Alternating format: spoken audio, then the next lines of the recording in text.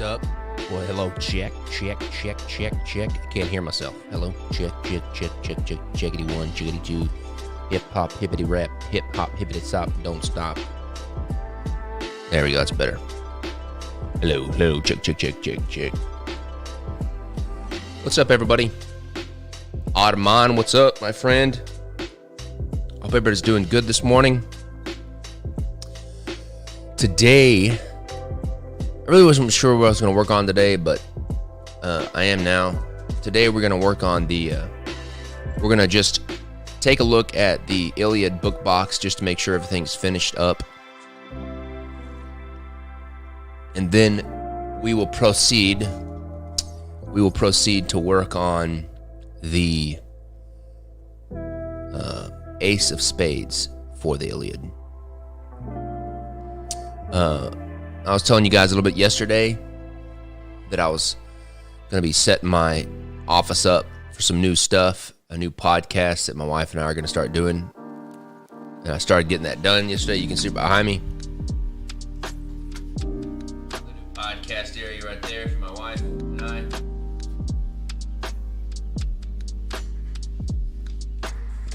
I got this big print that I've had for a long time that I just haven't put up yet of the $5 silver certificate note.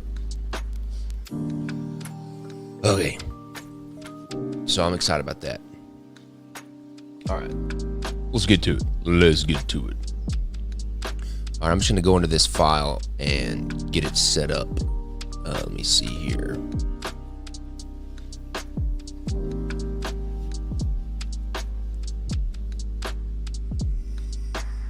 I don't need this. I need this. Now let's take this 2 stuff.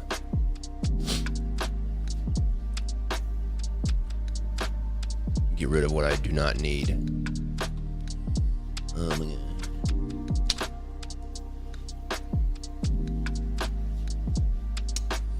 Don't need that. Do not need that. So yesterday, and I'll kind of show you on the book box as well. Kind of my thinking of thematic elements here. All right, I got that ready to go, set up. Okay, so here's Achilles right here.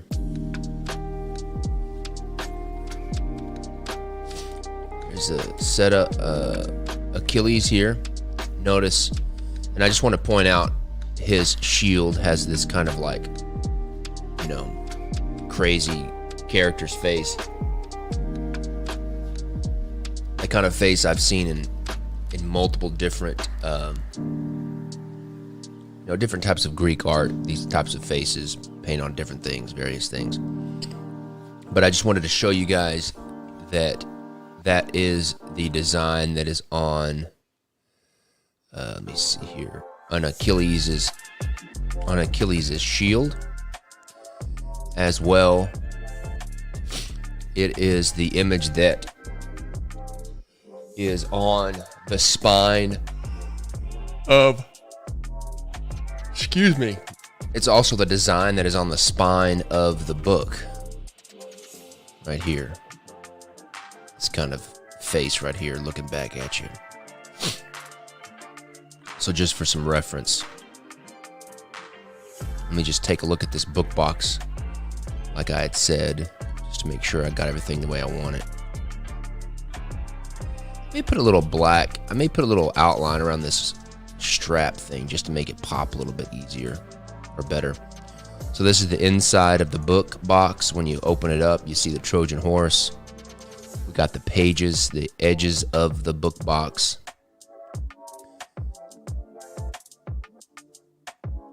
And then the inside, I found this quote from the Iliad. I really liked it. Hateful to me as the gates of Hades is the man who hides one thing in his heart and speaks another. I thought that was really good. I like that. And then this is just the cardboard in the inside. So I'm going to put a quick black, I'm going to put a little holding line on this strap before I move forward, just because that's the one thing that popped out at me when I looked at it. And so I'm going to do that right quick.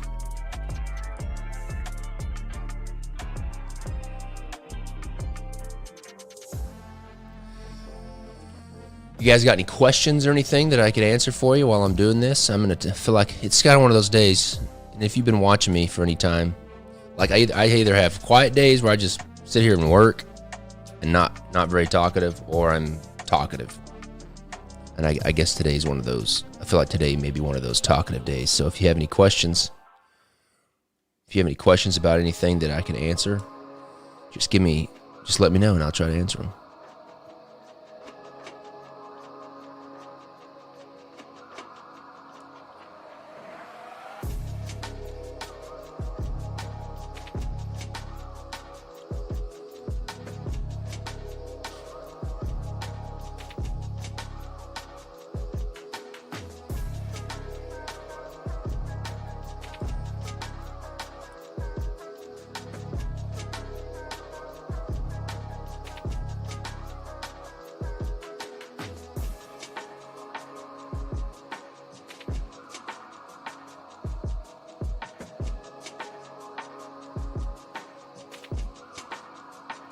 What's up, Matt? What's up, Dustin, David, Chris? What's up, everybody? Any of you lurkers that aren't chatting, welcome.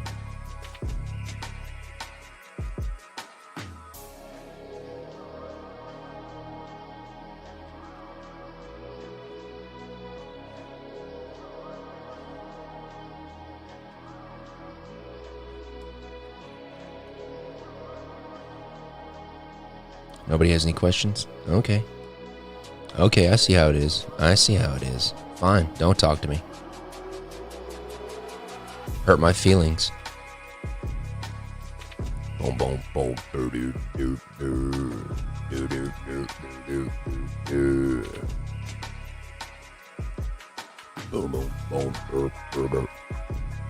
boom, boom.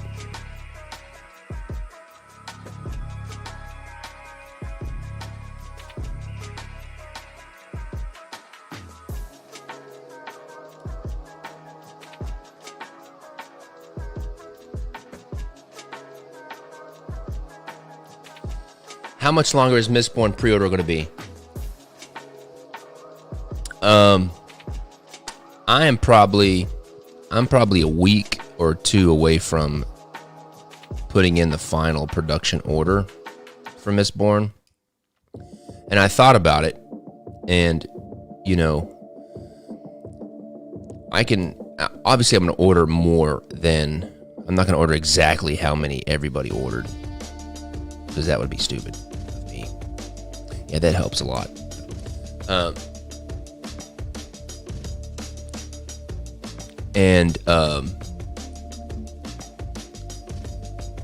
I'm about a week away from probably putting in that order.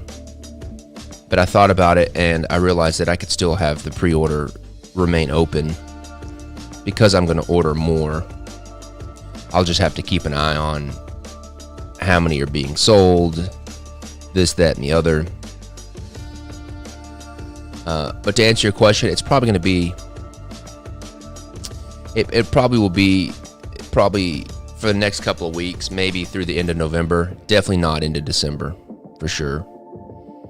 And at that point, the price will, once we get them back and in our shop, the price will go up a little bit. Because I want to incentivize you to buy it here in pre-order, obviously.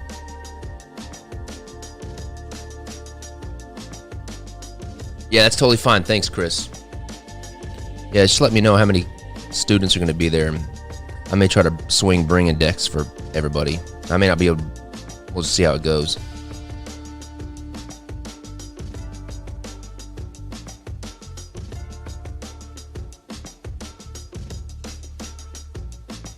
Black Friday and 12 days of Christmas info. Let me see. We got a lot of stuff. Oh yeah, I want to show you this. That just reminds me. Where's my... I just got... I need to turn down my microphone. I'm being way too loud. I just got... I don't know if you remember, but on December 11th, Steven, the guy that works for me, he's getting married, and he asked me to do to design a wedding deck. Oh my gosh, why is this mic so hot? I'm peeking out all over here. Sorry about that. Let me just try to bring it down a little bit. He asked me to, I don't know what's wrong with this mic. Check. He asked me to design a wedding deck for him. And so one of the things that, during the 12 Days of Christmas, one of the things that we're going to be releasing is the Steven's wedding deck that I designed for him. And I just got I just got shots of the tuck case. They turned out really good. Here's the tuck case for him. So his last name is off the Henry, Stephen Henry. So this is the tuck case for Steven's wedding deck. It's like on a soft touch black with gold and purple foil. There's no ink on the tuck case. There's another shot of it right there. So I'm pretty excited about that. And that's a good example of something that we're going to be releasing. I think we have like maybe 250, 300 of these. And we're going to be releasing these on the 11th, on the day that he's getting married. So, and that's the second to the last day of the 12 Days of Christmas, because they start on December 1st. And go through the December 12th. So I don't know. I don't have the specific dates. Let me see if I've got a document that has that. Well, I mean, there's parts of it that I want to be surprised, blah, blah, blah. But some of the things that you do know about, if you watch this and follow along, a little bit, some of the things we're going to do is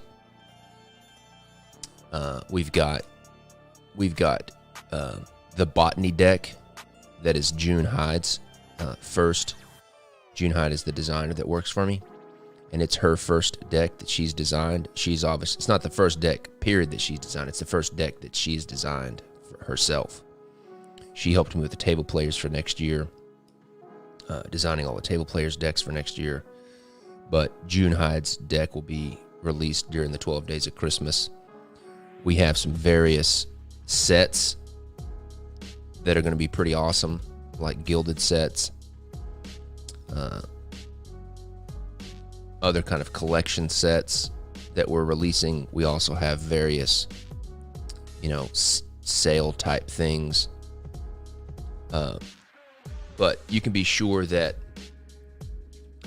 in the next few weeks you'll be getting more information about that. But just to keep it fun and surprise, and also to honor the work that Tim has done, because he's done a lot of awesome work for the 12 Days of Christmas. Some of that's going to be kept a surprise, because he's doing some really cool stuff of how to like reveal things as we go along. So bunch of great stuff though. It's going to be really good. We've been planning on it. We've been planning for it for a long time.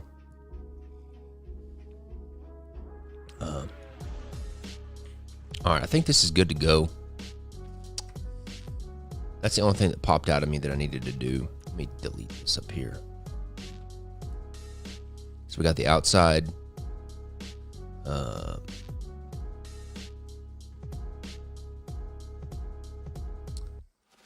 Yeah, the body deck is nice. The one thing I like about the body deck is it's very different than all of my stuff.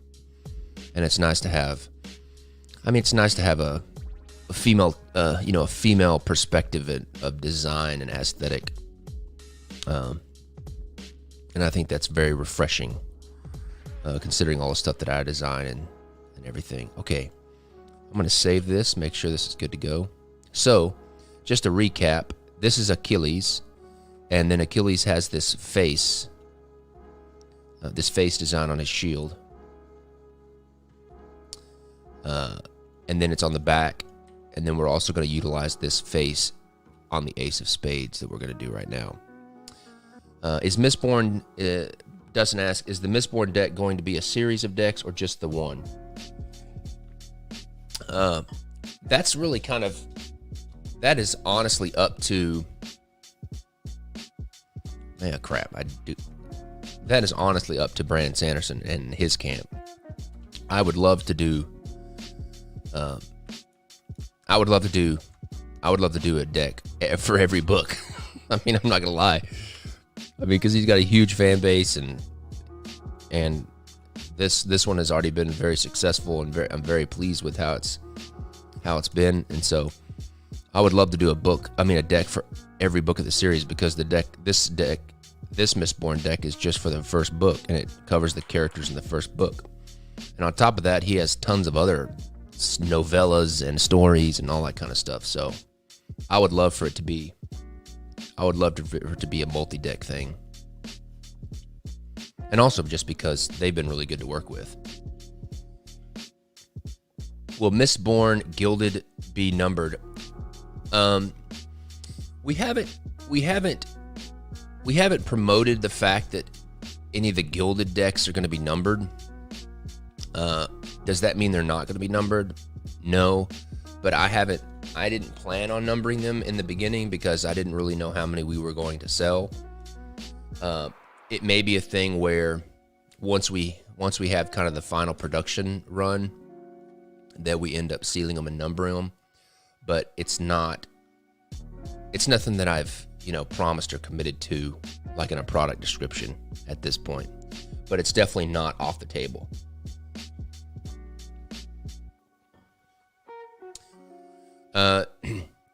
Chris asked, let me just pull this face in so I can start working on this while I'm talking to you guys. Chris asked, will June be designing any other decks, or will she be working on table players? Well, the good thing is she's finished with table players for next year. So they've all been designed, and we're good to go. So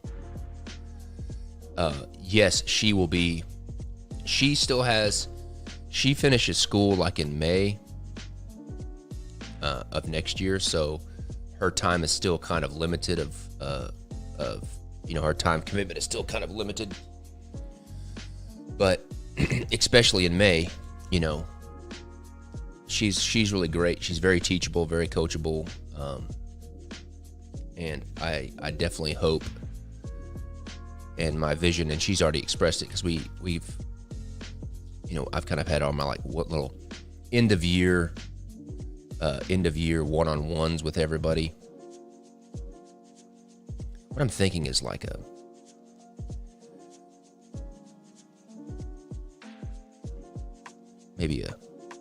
want to do a shield, because a shield might be good.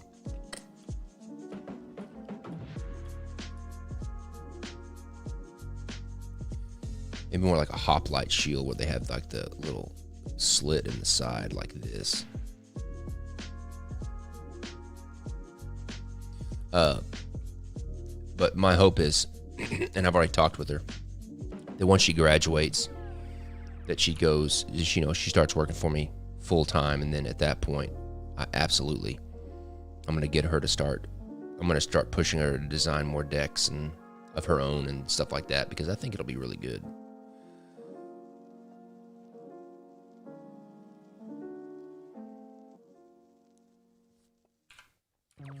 I'm just sketching here, just trying to get an idea what I'm going to do. Let's see. Let's not go with the shield. Let's try something else. Let's go with this kind of like floral pattern. Well, let's look at okay, so they look kind of like that. I need to take one of these and just copy it so I can see it while I'm drawing this thing.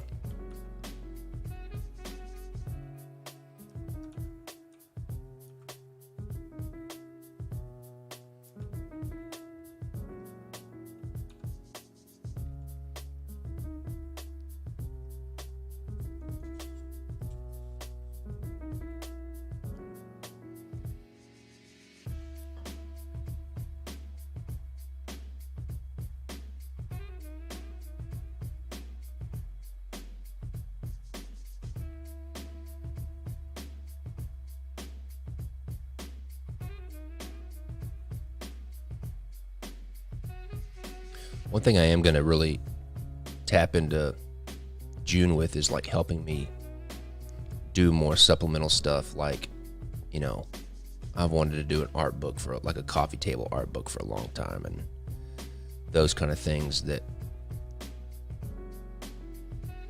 I never can carve out enough time to do.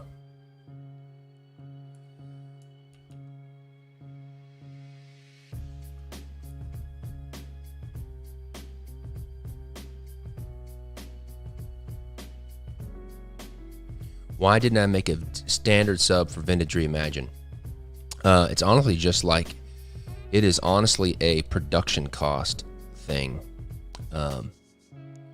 You know, it's interesting, you know, as we've had the subscriptions, it's interesting to see what sells and what doesn't sell and what people like and what people don't like. And we found that from just a production cost standpoint, because we're producing so many decks, obviously the production costs get really expensive. Because when you're producing 1 to 2 decks a month, that gets expensive. And what we were finding is decks like the table players, are very popular in the beginning. So like they're popular with the people that subscribe to them, that like them. But the table players, for example, are not as popular afterwards in terms of like, you know, just on our daily website sales. The decks that are really popular for us are the story decks. I mean, that's what we've built. I mean, that's what King's Wallet, I think, has built. We've built our brand on. It's just like that artistic, illustrative type, those types of decks. And we found last year that the table players decks and the standard style decks are just not as popular in terms of the after release sales. And when you have a lot of inventory just sitting there and not moving, that's just a lot of money being wasted when we could be pumping that money into, you know, buying a gilding machine or developing more story decks or developing other things, you know, paying a designer or whatever like that. And so we just realized that we're gonna make standard decks of the decks that are more popular, that more people are buying. I mean, it's literally a sales revenue production cost thing. And my hunch is that, and that's why we got rid of the standard edition of the table player as well, because we knew that based on the number of subscribers that kind of steadily bought the table players, you know, we think that same crowd of people will like the Vintage Reimagine. And so we got rid of the standard subscription so that we could produce just as much decks, you know, just the right amount, the sweet spot, right amount of decks to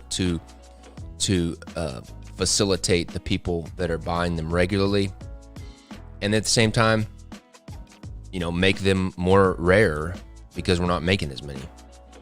So that's why we didn't have a standard subscription for both the Vintage Reimagined and the table players. I mean, it's a money thing. It's just a production cost thing. We were just losing too much money because we were printing too many decks that weren't moving after the fact. All right, so I'm going to put from here. I'm thinking about putting maybe a shield here. I don't know how I'm going to work in the face, but I do want to work in the face. Maybe I work in the face just in the design of this spade thing here. Let me duplicate it just so I've got it in case I don't like what I'm doing.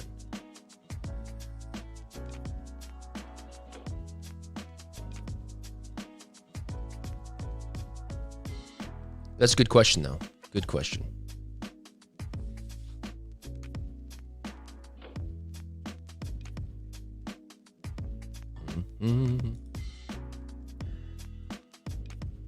And also, I mean, it's a combination of inventory not moving, but it's also a combination of just production costs getting more expensive.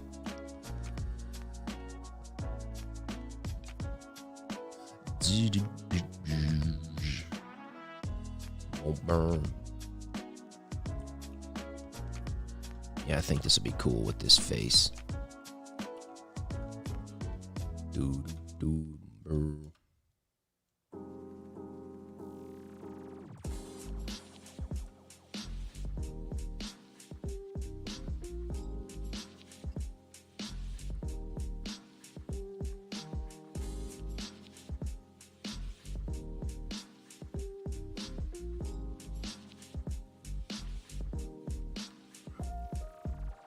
That's definitely something that we've been learning as a growing business is, you want to be able to kind of gauge the growth to where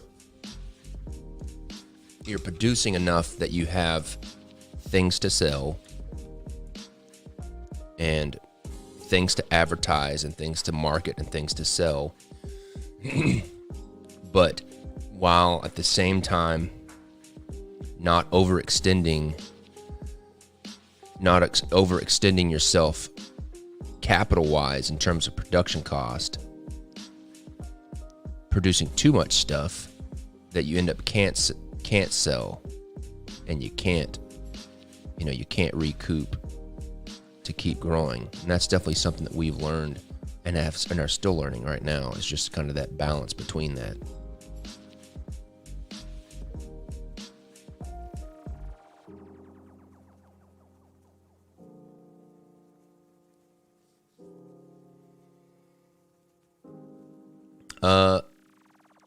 Brad asks, any idea when you plan to have the first Lord of the Rings deck ready for pre-order?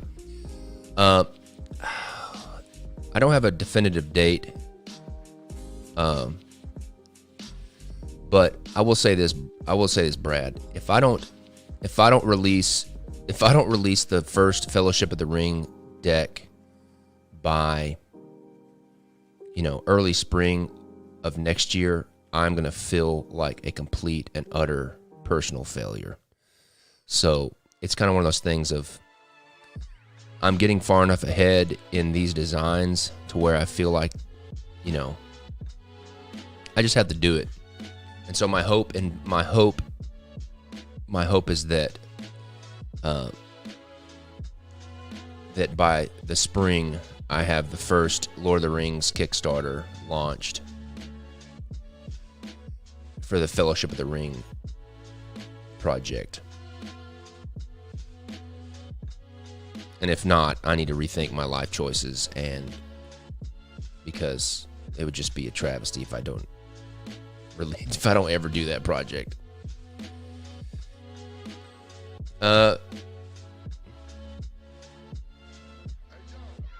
Dustin asks, what about the golden tickets for table players, and will there still be a 13th deck? Well, table players, yes, there will continue to be golden tickets. As for the 13th deck, there will not be a 13th deck because we only have 6 decks. So it's either going to be a 7th deck, but I'm not quite sure yet. I'm not sure what we're going to do for the 13th deck. I've wanted to kind of change that up and do something different and try something new, but I'm not quite sure what that looks like yet. So at this point, I do not know.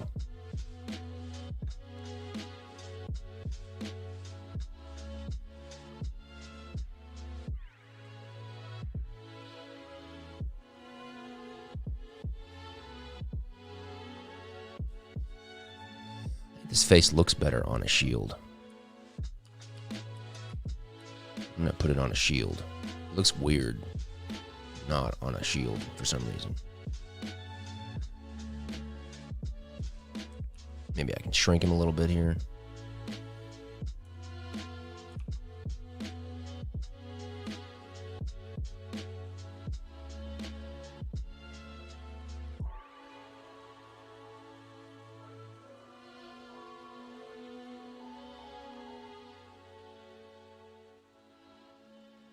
Good questions, though.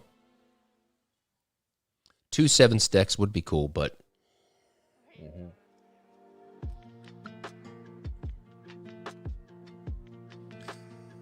I had an idea for the 13th deck that I worked on last week.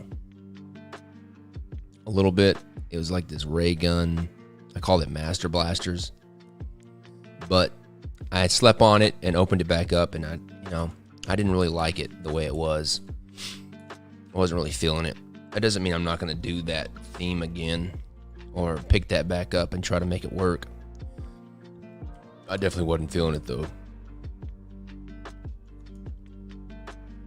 What does it look like on this thing? All right, he's got his hair and stuff. Okay, I got it.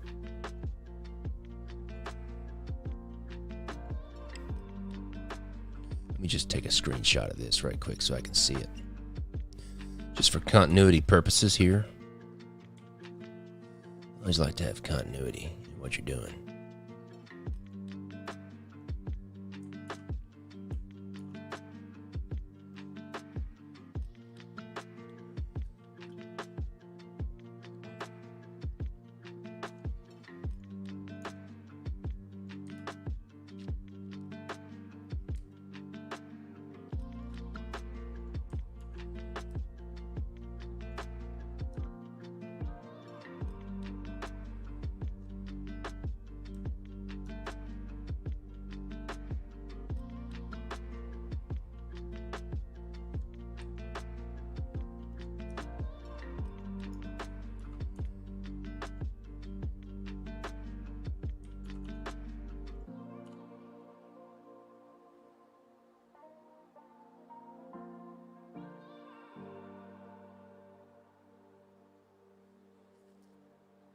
Good questions, though. Keep asking. Keep asking.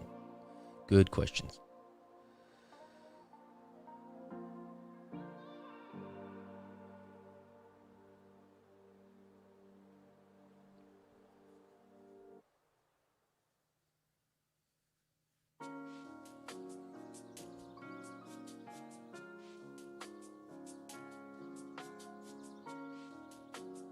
I got the sample prototype of the Robin Hood Jigsaw Puzzle, and it is ridiculous. It's awesome.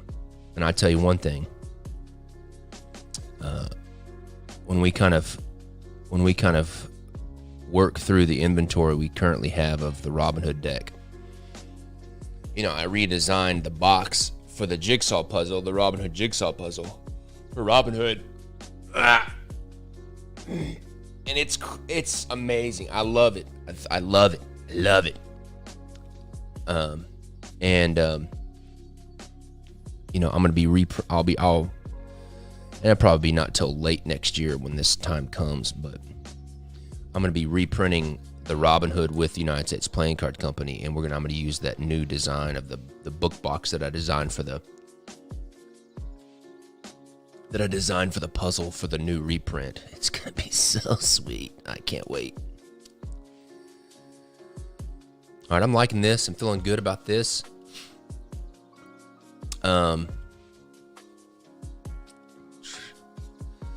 Let's see. How would we... Now, Greek stuff doesn't have like banners and arced letters, so we're not going to do that.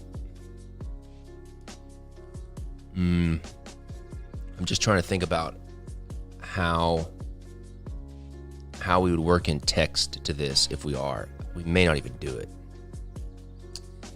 Let me just work with what I have here and keep building it. I'm liking it, what we're doing here.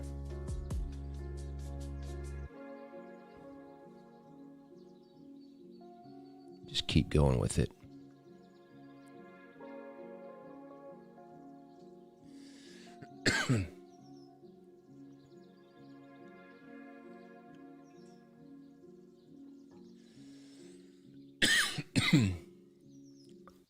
Have I ever considered holding a poker night? Yeah, of course.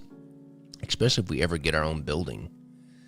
I'm definitely going to have like annual poker. Like I want to start my own like playing card convention.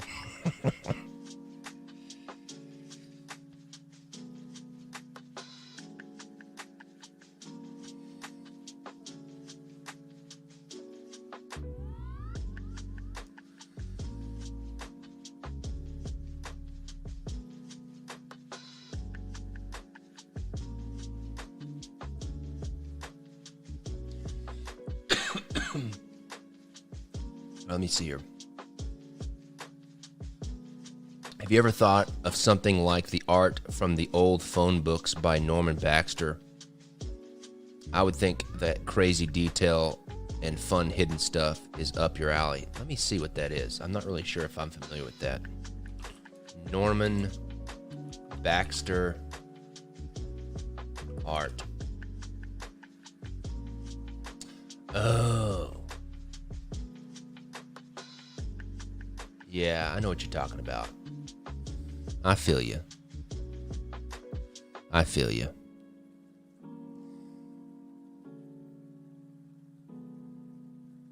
Oh, wow. This is a Norman Baxter tribute to the Texas Panhandle.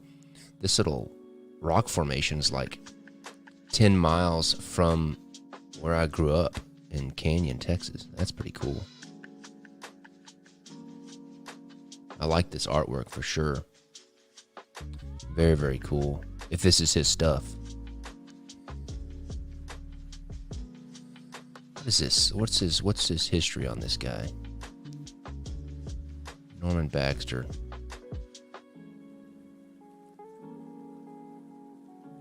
Is he a Texan? Seems like he's a Texan.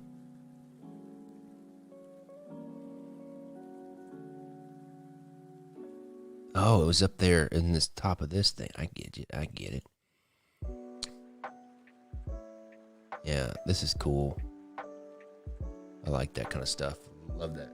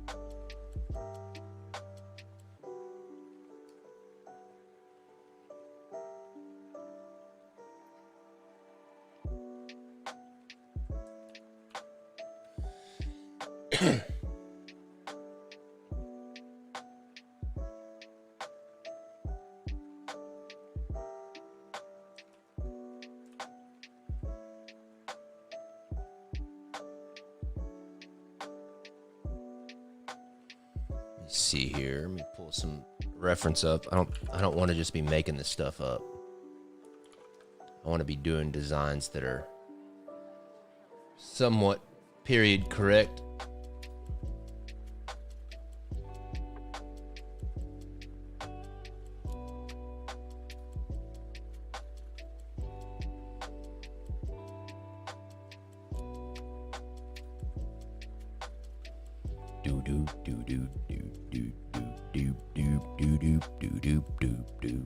That's cool. That's fun. That makes me want to do an Egyptian deck. It's like nobody's done an Egyptian deck before. Wah, wah. That's nice. I like that.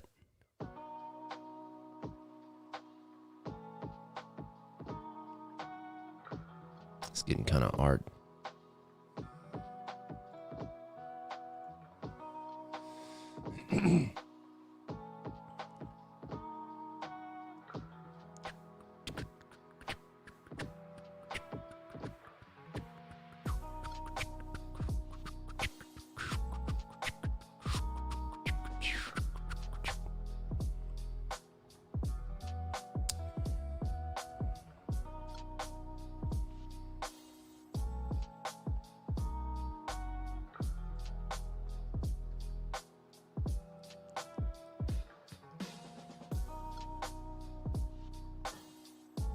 Yeah, I did an Aztec / Mayan back design one time. I just never picked it back up.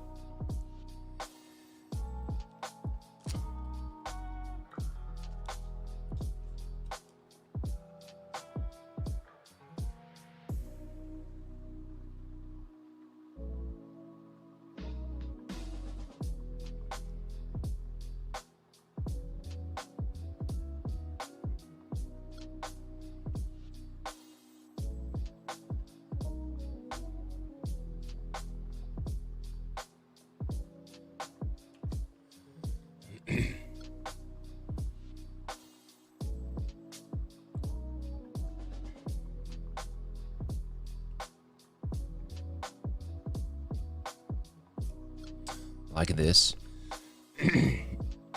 What is my best-selling deck? My best-selling deck is, for sure, my best-selling deck is Legal Tender, the Holographic Addiction, for sure. And then it probably goes like Robin Hood, Arthurian, Beowulf after that. We sell a lot of we sell a lot of Postage Paid. We don't sell as many as Postage Paid, but Postage Paid is a very good seller as well.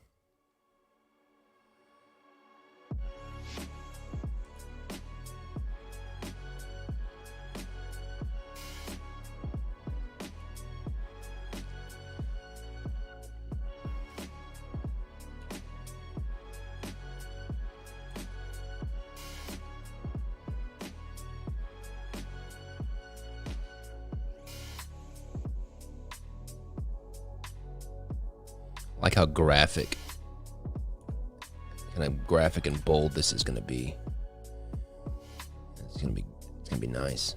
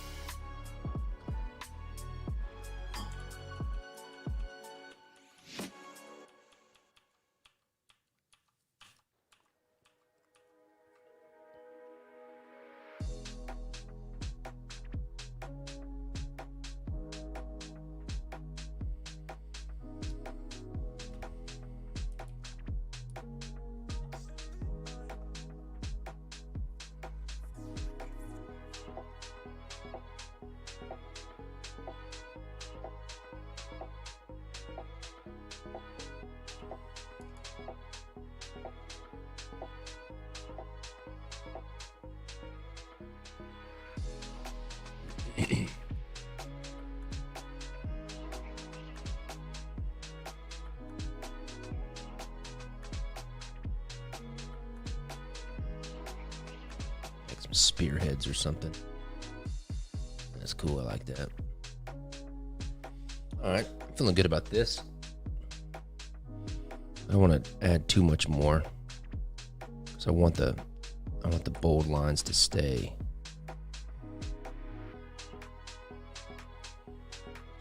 I'm probably not beefing up this face a little bit. Make a little bit more.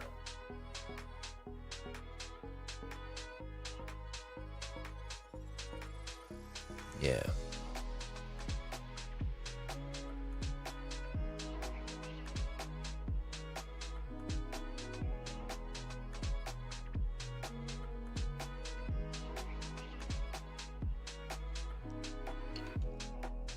All right, let's go with that. I like that. Just get everything merged here.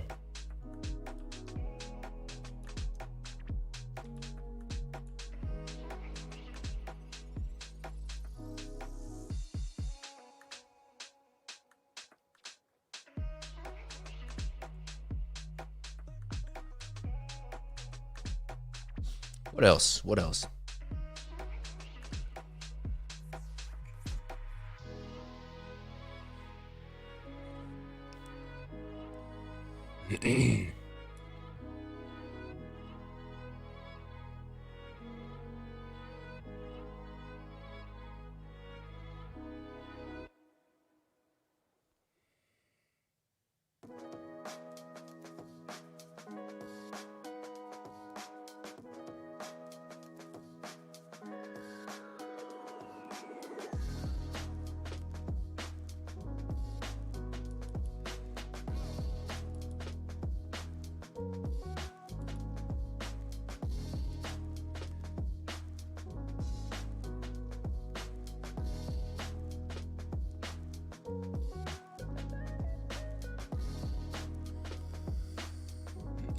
That needs to be more of a circle than that. That looks like a bad egg.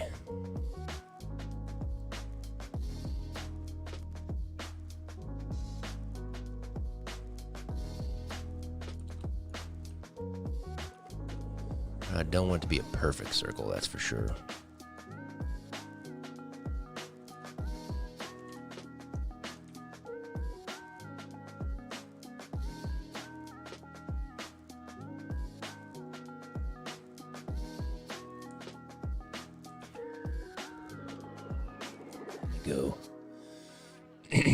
Go and wobble up this border a little bit.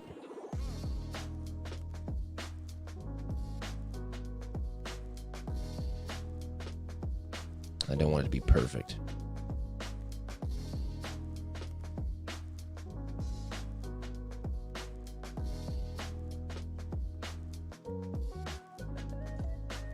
Am I considering knocking out a deck design during the 24-hour Decking Around holiday special? Absolutely, Griffin.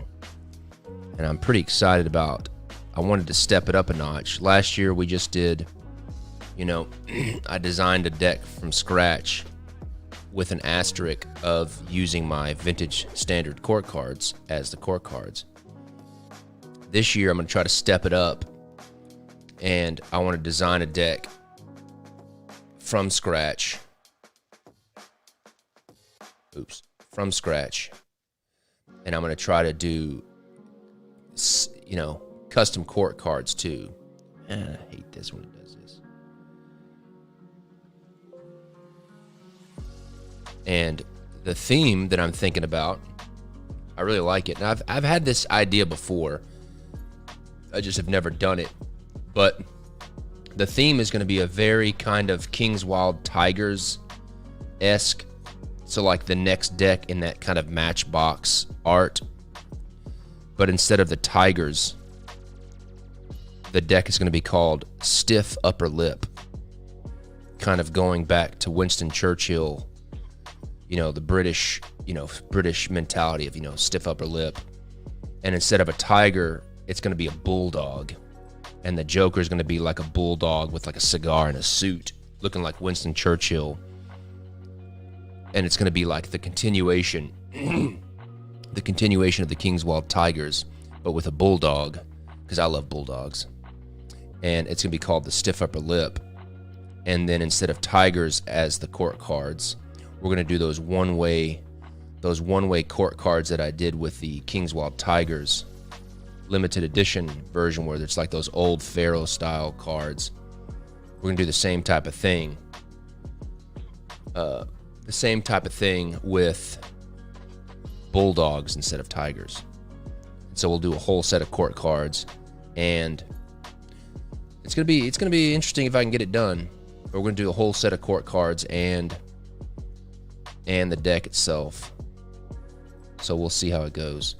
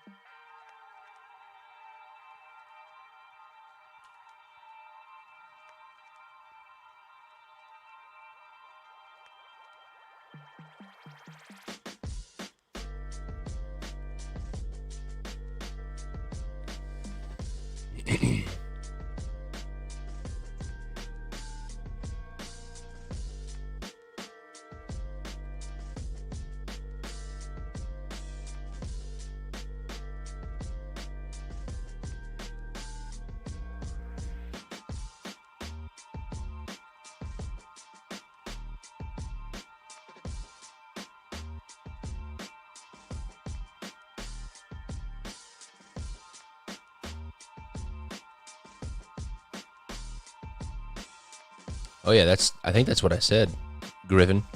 The Joker's going to be a bulldog that looks like Churchill.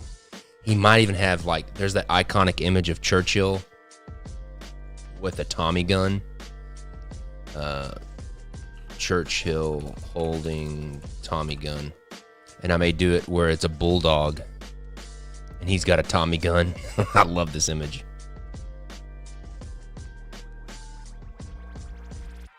The top hat, love that image.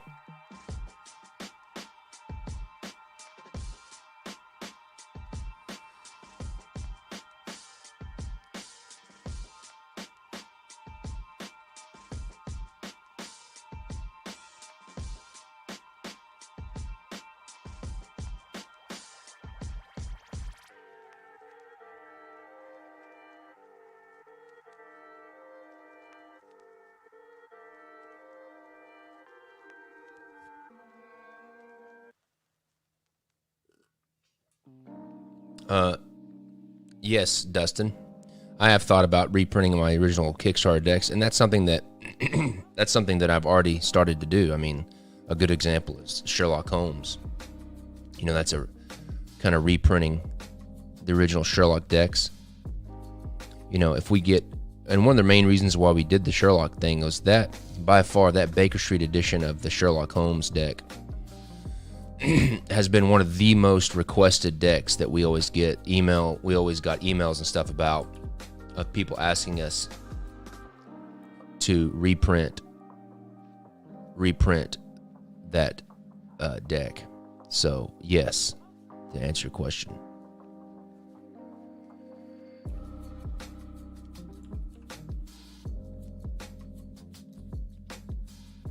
Did you have any specific ones that you thought about?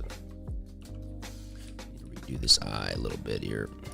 Not quite shaped the way I want. What I need to do is erase this and do the eye first.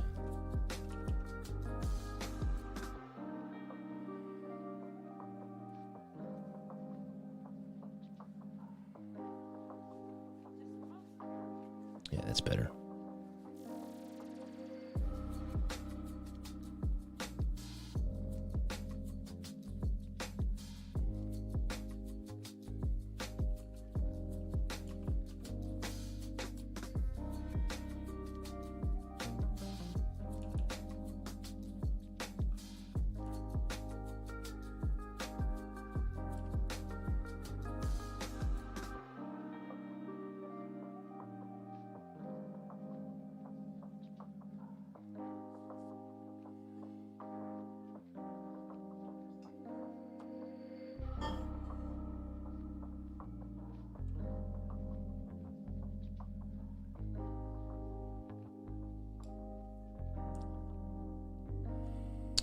When we mentioned it yesterday, I really started thinking about doing a Winnie the Pooh deck, because that comes in the public domain in January.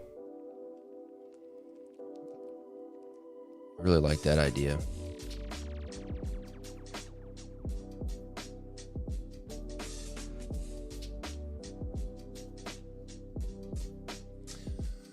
Yeah, well, specifically like Purple Tigers, that definitely wasn't, that Purple Tigers deck was not one that I made during the Kickstarter. That was kind of like a special edition I made after the fact. So it could be confusing.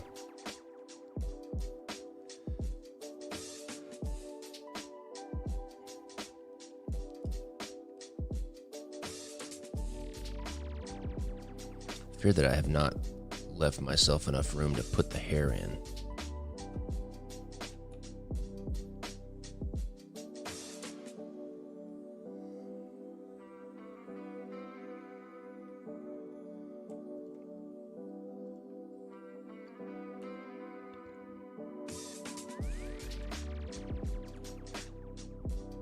Need to shrink it a little bit.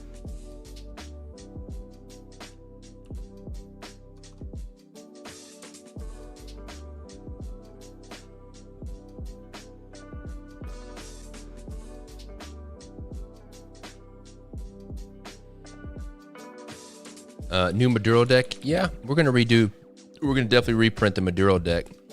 It'll be with the United States Playing Card Company. However, we may reprint it with.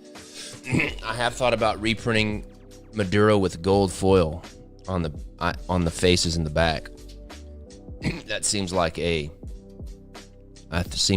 easy win right there to make that deck even cooler.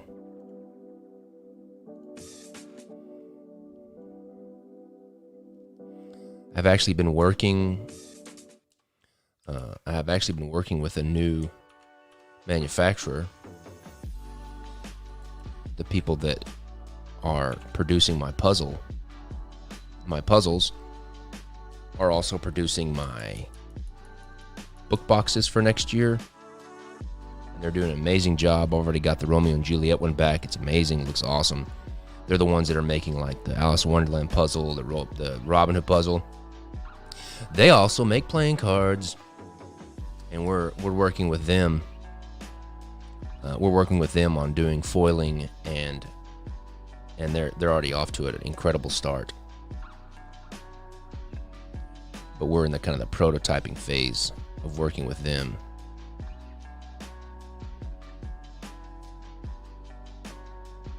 But it's always kind of daunting to like find a new playing card manufacturer. But they do a really good job. I didn't want to say decent because they do better than decent, I think.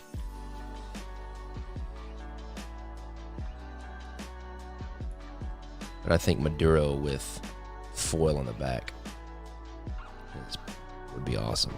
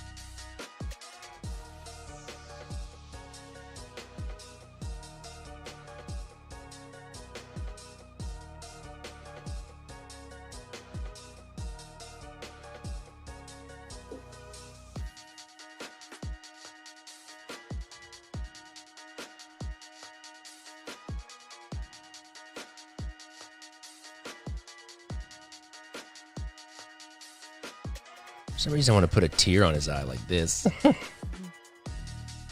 Like he's crying because of death of battle.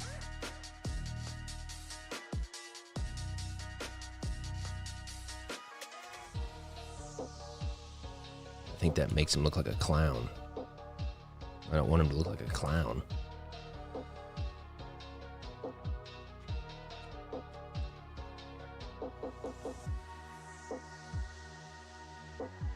It's like his mouth needs to be bigger.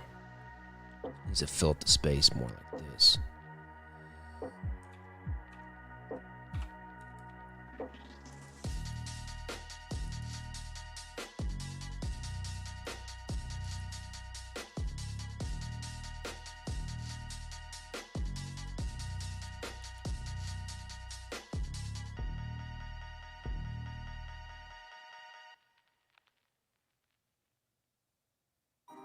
Oh yeah, it's much better, the angle. Much better.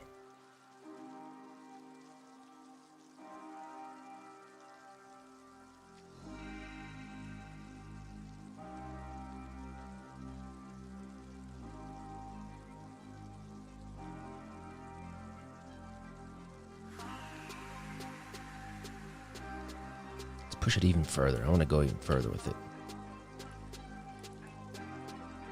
Let me draw the bottom of his mouth first. I want to go follow the arc of the circle.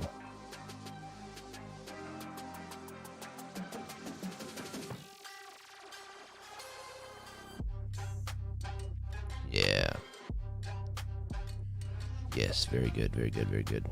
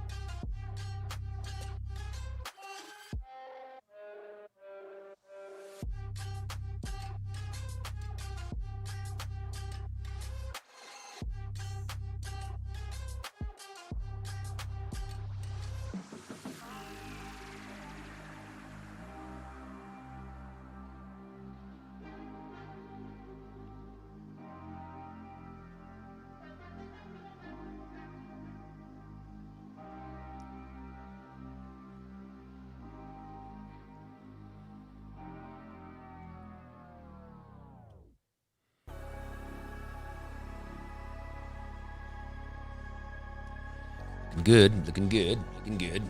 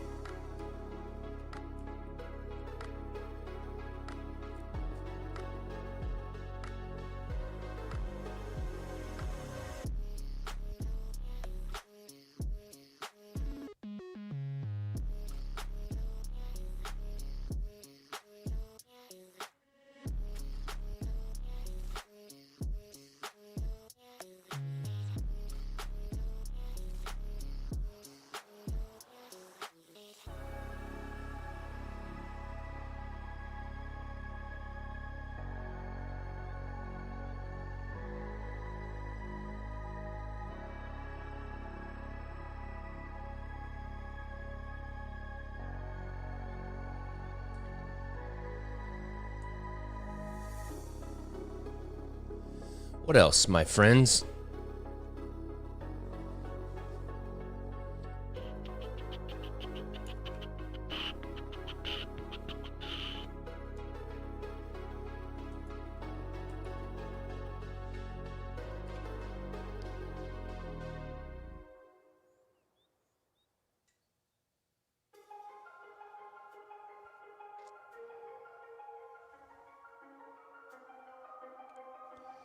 Making this too big. I need to have to shrink it a little bit here.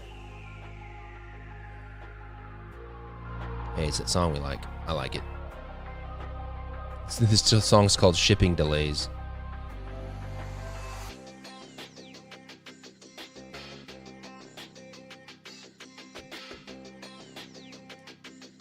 Oh, that's cool. I like it that big. I like that.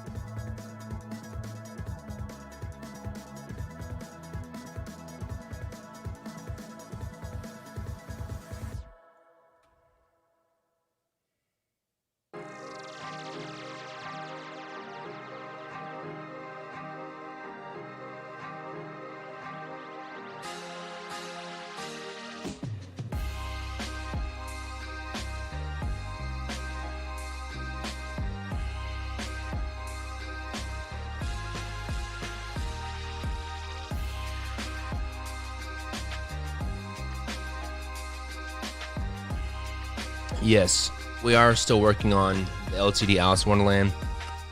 The place that we normally get our numbered seals from. The holidays always bring delays because their volume order volume goes up. And we had a little bit of a delay. However, I just received the seals yesterday. They were delivered yesterday. They look pretty sweet. And so I'll be taking those up to the office today.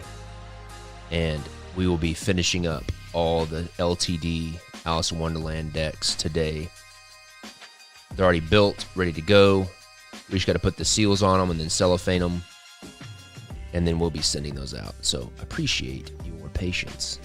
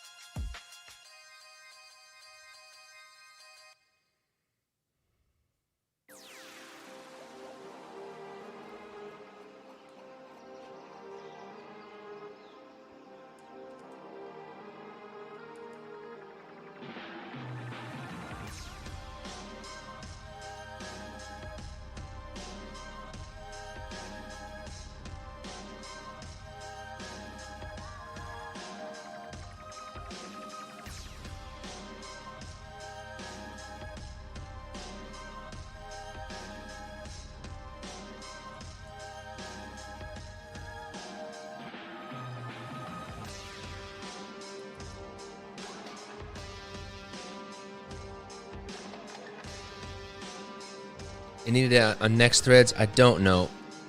The thing that keeps popping in my head is that ray gun, the ray gun threads.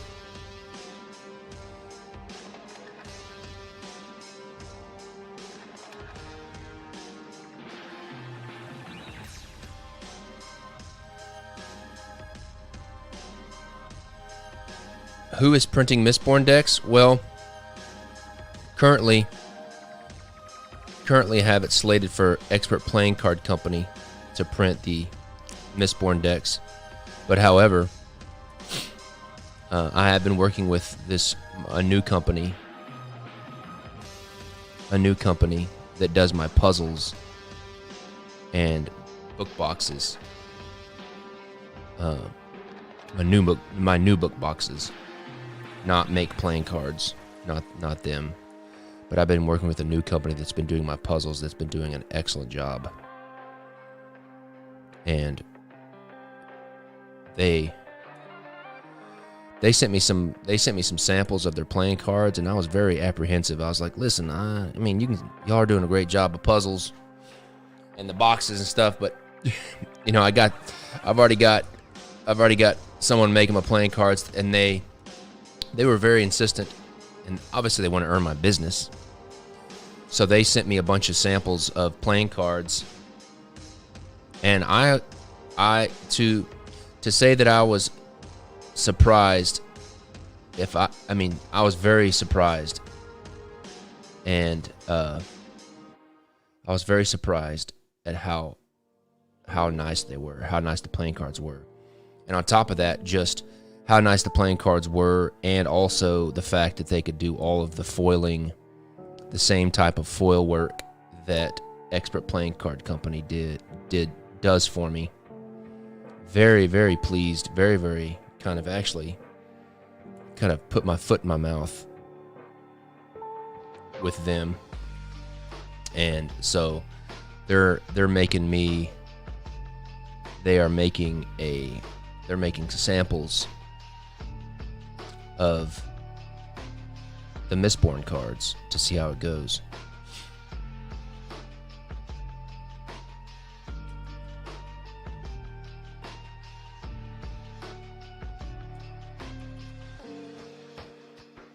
It reminds me, I gotta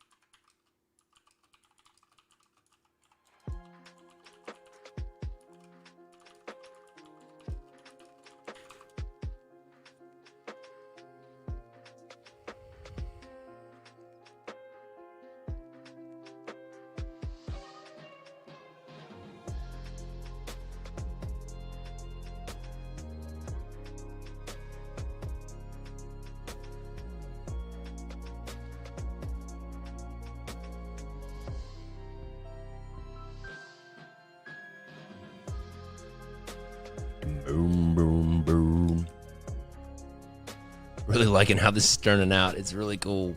I like it. I like it. I like it.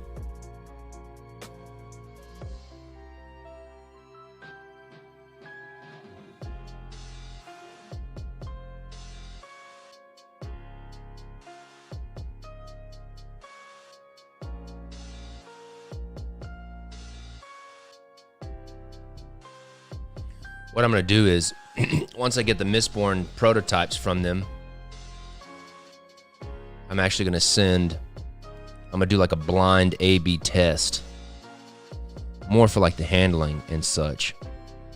I'm going to get the kind of the prototypes that I have of Mistborn from Expert Playing Card Company. And also the prototypes that I get from this new company. And I'll send out both decks to certain individuals that I trust their judgment in terms of card handling. I mean, I'm gonna know when I open the box whether or not they're gonna pass or not, because I know enough about playing cards and card handling to know if it's up to snuff or not. But I'm gonna send them out just to get a second opinion, a third opinion. And I'll blind A/B test them with some certain people and see what they say. But like I said, the moment I open them up, I'm gonna know. And if they're like the samples that I got, then then it's gonna be fine.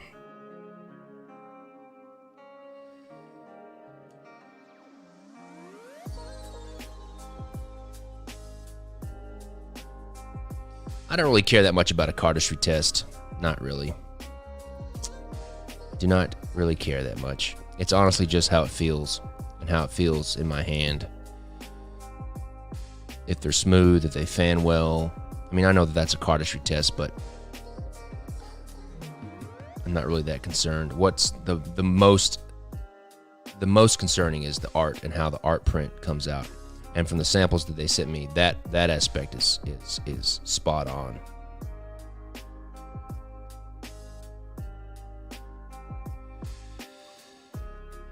So, of you guys that have received Alice in Wonderland, what do you guys think? Do you like it?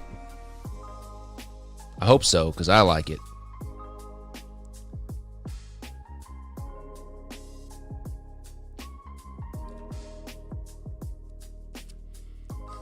All right.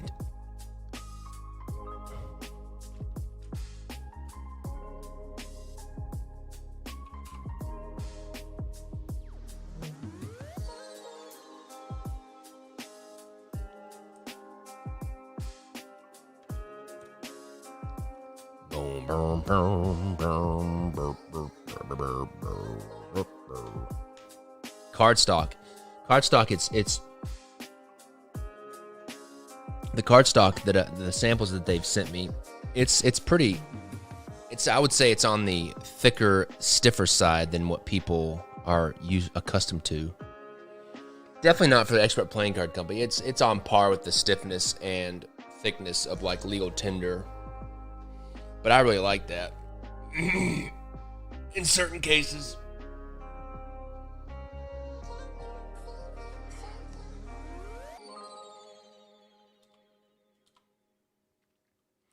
Let's put this together and age it like we do here.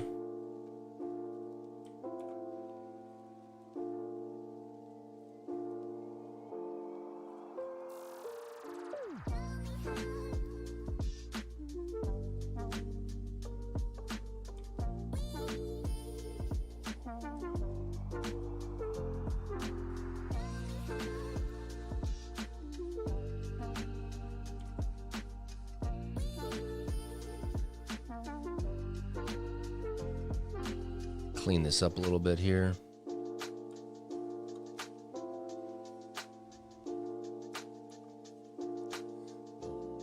Boom, boom, boom, boom, boom, boom, boom.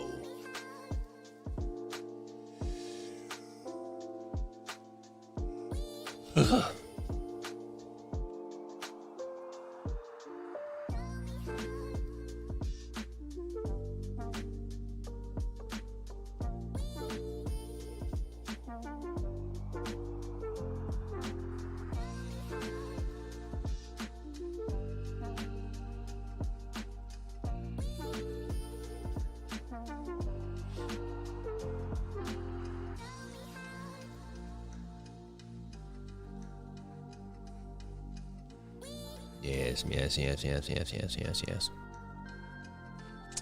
Looks good. Let's open up our court card thing we got here.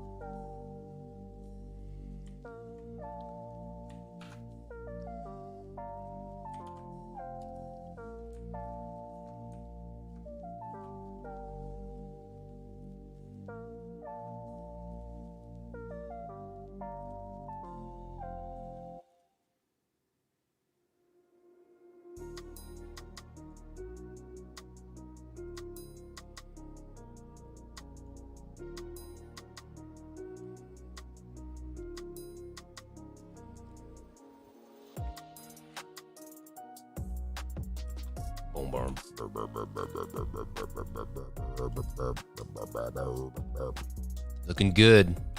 Nice continuity. The theme was looking good. The continuity of the kind of the pottery stuff. Very nice.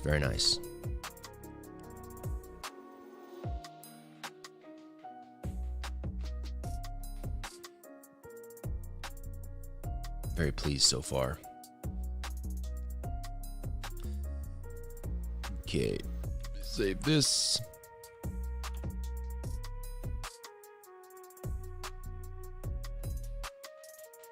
Yeah, I think you're right, Griffin. That red does pop, and I'm definitely gonna use that more. Sparingly. I think what I'm gonna do is the only time I'm gonna use it is if there's like blood. Obviously, for the diamonds and hearts, there's a lot of red because they're all red, but I think for any time I use it on like a court card or something,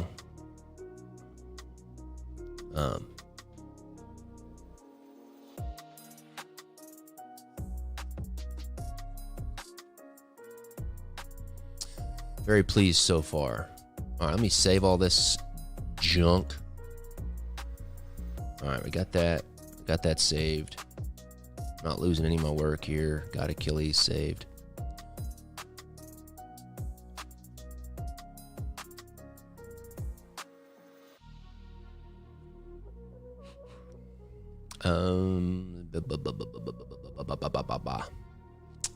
Well, black foil. No, we're not using black foil. Relax. We're printing these at the United States Playing Card Company. The gilding is definitely going to be black for this deck. Or red. Blood red or black. One of the two. It's a little early, 6:35, but I feel very good about today's progress. I will hang out for a bit if you guys want to ask any more questions.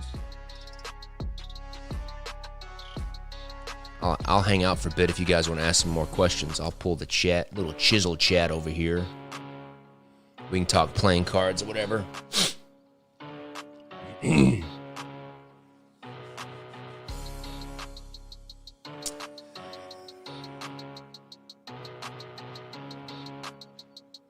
Excuse me. Let me try to think about stuff. Can't do Metalux. This the very limiting problem with Metalux is that you can't have a design, a CMYK printed design underneath the Metalux. They won't let you print a design underneath Metalux that they have to register onto it because they can't register the Metalux. So,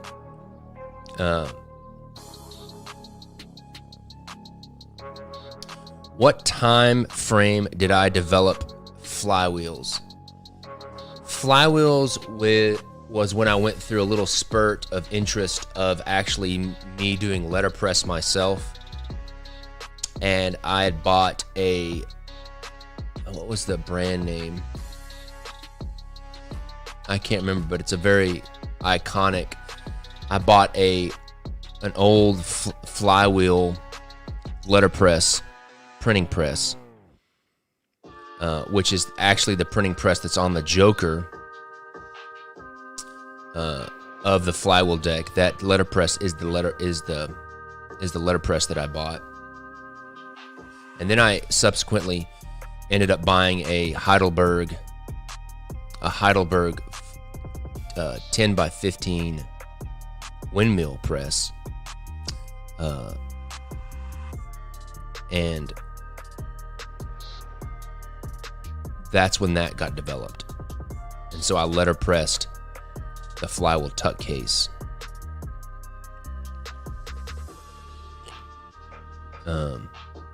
But it proved to be something that I didn't have enough time to develop to get my skills up to snuff to make, the quality of letterpress tuck cases. And I didn't have foiling capabilities either. And so I just punted the idea of doing it myself, just because it's not me, it's not drawing, and I love drawing. And I've learned as I gotten older that if I'm not drawing, I'm not doing what I love. And my interest in it wanes very quickly. And so sold the printing presses and then moved. And I sold the printing presses. This was like 2018-ish, because I sold the printing presses probably about 6 months. A few months before I started moving to Tennessee, which was in August of 2018. Am I forging anything? No. I've been really, my interest in stuff have really been evolving over the past year or 2 years. Without sounding too sentimental, like in Austin, I had a wood shop, and I still have all my woodworking tools and all that kind of stuff in my garage. I had a wood shop, and I would do a lot of, woodworking and stuff like that, and metalworking and stuff like that, knife making and all that kind of stuff. But honestly, and it's interesting because I've never had anything like this before in my life, but just as time has gone on, especially in the past 2 years, as King's Wild has been growing, it's not that my workload has gone up. Well, it has gone up, but I have found over the past couple of years that I'm just getting better at what I do in terms of like my efficiency and my craft and my skill, just because I'm practicing a lot. So I'm getting more efficient. I'm able to do more. I'm able to do more at a higher level. And at the same time, like, my love and passion and inspiration for drawing playing cards is surprisingly it keeps going up. And to the point of which, like, if I'm not drawing playing cards, and if I'm not creating new stuff with drawing, like, I just don't find as much enjoyment and as much enjoyment or fulfillment out of it. And I'm not able to focus on it and to stay disciplined with it. And so stuff like woodworking and forging and all that kind of other stuff, like, I've really kind of stopped doing it. And basically all I do now is draw playing cards, spend time with my family, and then, I've been trying to get outside more and work doing stuff outside more. And it's proving to be very, very, it's been huge just in my own personal development and, mentality. It's been great for my marriage and for my relationship with my kids. And so I'm just finding, as I get older, just like what's really important to me.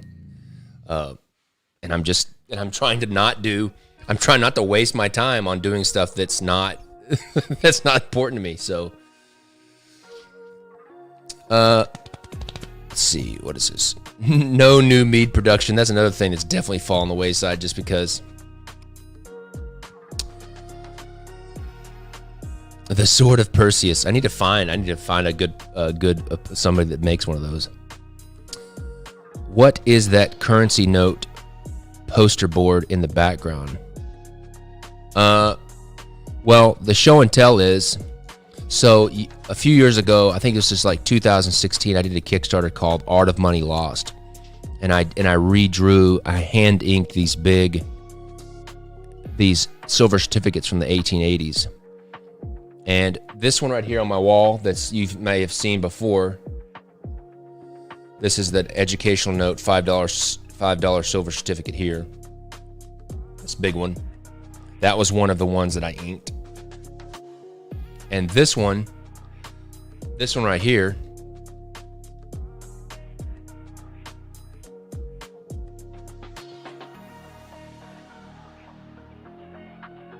is the Big Chief running antelope from the $5 silver certificate. He's also in the reserve note deck. He's the king of clubs. And I have just recently pulled this out of my storage kind of closet here. And behind me, I mentioned this earlier, behind me you'll see that I mentioned yesterday that my wife and I, Becca, are going to start doing a podcast together. And I took out I had a big table back here, a work table, and a big work table back behind here, and I took that out and I've set up the area where my wife and I are going to do a podcast. And there's this big blank area on the wall behind me where I'm going to put this big painting or this big hand inking print. So that's what it is. But here's where we're going to be doing the podcast right here.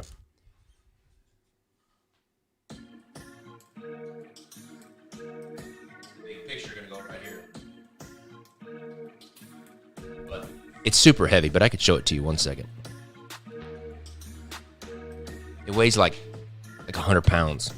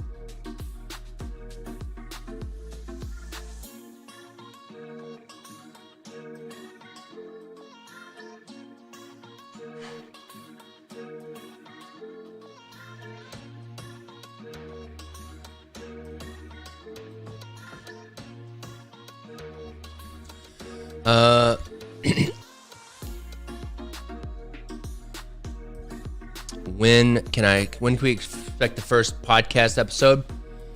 I would say before the end of November.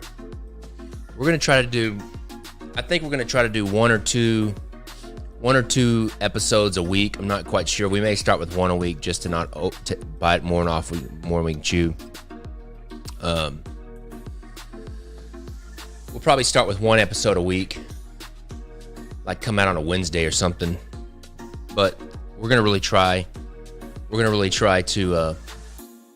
It's the funny thing is the reason why we're doing the podcast, and it was my wife's idea. My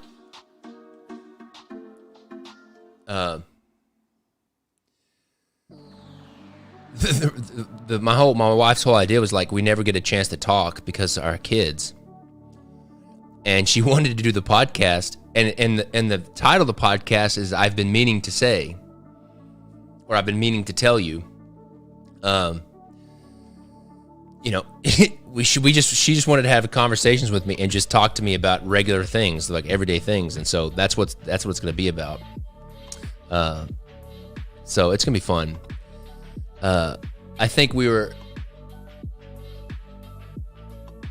the first. It's not playing card related, but like the way we've got it kind of split up is like it's like a 24-minute show where we have like five 5, 6-ish minute sections, 4, 5, or 6 minute sessions or topics.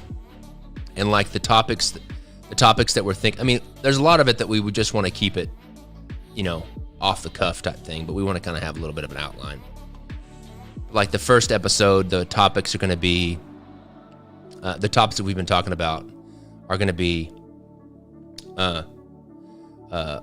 like we're going to argue about, and I think I mentioned this yesterday, like why she makes us clean up, why Becca makes us clean the house the day before the cleaning lady comes. The second topic is going to be about how, I got on my phone, I've been jotting down the ideas. The second topic is going to be at what point or at what level of filth and the number of empty Chick-fil-A bags does it take for us to make the decision to clean our van? And then the third topic is, I mean, a lot of the topics are going to be married related, you have kids related, that kind of thing. The struggles of being a parent and being married. The third topic is like going to the grocery store with kids is basically the first level of hell. And then I think the fourth topic, what was the fourth topic? What was it? It was, or just the ideas ahead. Oh, I asked her this yesterday because we were talking yesterday and I did it right in front of her. I had a sales call me, and it wasn't a robocall. It wasn't a robocall, but it was a human being. And I have a tendency to just hang up. Like, I'll listen to him talk and then just hang up. And I was like, should I feel guilty about hanging up on sales call? And, my initial reaction is, obviously I'm talking about what we're going to talk about, but my initial reaction is, no, you shouldn't feel guilty about hanging up on sales call. But at the same time, like, I was like, man, they're a human and they're just doing their job. And at least I could say is like, I'm not interested. Thank you. Goodbye. And so we're going to talk about feeling guilty about me hanging up on sales calls and like, actually try to be a nicer person and that kind of stuff. So I'm excited about it. Let me see what's this. Somebody asked something here. Do you have any plans to make a restock some of the Keywall t-shirts and hoodies? Yes, we do. When that's going to happen, I do not know. We are in the midst of making sure everything's ready for the holidays. Obviously, we can't. I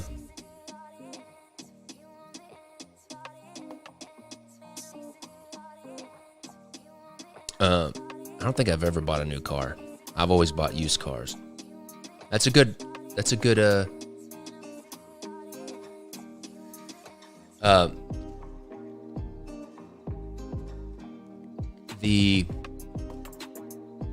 was I saying? Oh, we're making sure right now we're in the midst of getting everything ready for the holidays.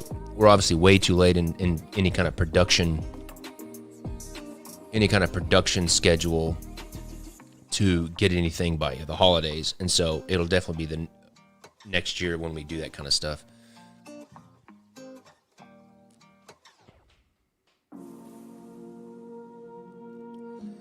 The Holderness podcast, I have to check that out because I want to listen to some podcasts that have similar kind of like approaches.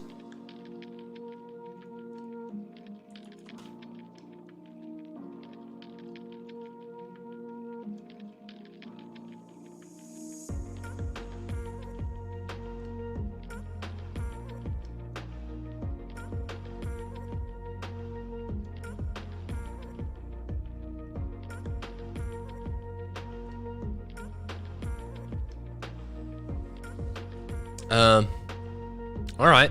I think that's it. Thanks for joining me this morning, everybody. I appreciate it. I'm not sure what the rest of the day holds in terms of me coming back. I got a lot of stuff to do. I got a meeting today, that kind of thing, but I appreciate you joining me. Get you some Table Players today. Table Players Volume 10 if you want some. Hope you guys have a wonderful day. You guys are awesome. Appreciate it. Peace.